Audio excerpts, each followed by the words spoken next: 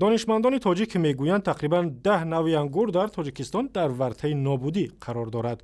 عالمان مرکزی بیوتکنولوژی دانشگاه ملی که بهترین نوع‌های انگور در تاجیکستان را جمع‌آوری می‌کنند، گفتند از جمله شکر انگور، صاحبی و دیل کفتر تنها در بعضی از محله‌های تاجیکستان ماندند و در صورت بی‌اعتنایی به پرورش این نوع انگورها ممکن است این انگورها کاملاً از بین بروند.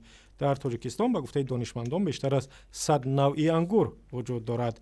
همکار ما برات یوسفی درباره این مسئله با رستم خوجا قلندرов دانشمند تاجیک از اینستیتوت تاک پروری تاجیکستان صحبت کرد.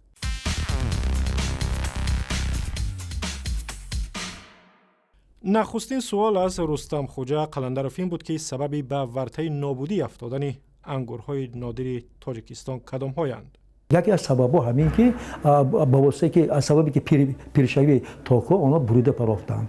بعد نادرست نگاه می‌کنی تاکو که بسیار از مردها در خانواده‌شان از تاجیکستان و خارج رفته کار کرده شدن، در خانه تنها زنها مانده هستند که با تاکوی خود و باغ خود نگاهبینی درست کردن نمی‌توانند. بسیار تاکو با کسلی گرفتار شدن، بعد از بین رفته شدن. و سوال دیگر هم از دانشمند تاجیک این بود که عالمان تاجیک برای نجات این نوعی انگورها در تاجیکستان چی چاره می‌اندیشند؟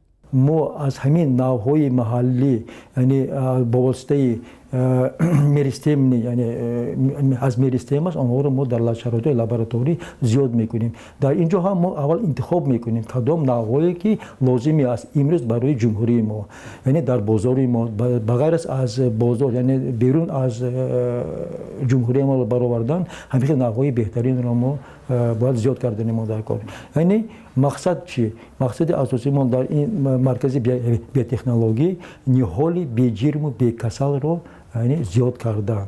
گزارش مکمل در این باره به زودی در وبسایت azadi.org نشر می شود.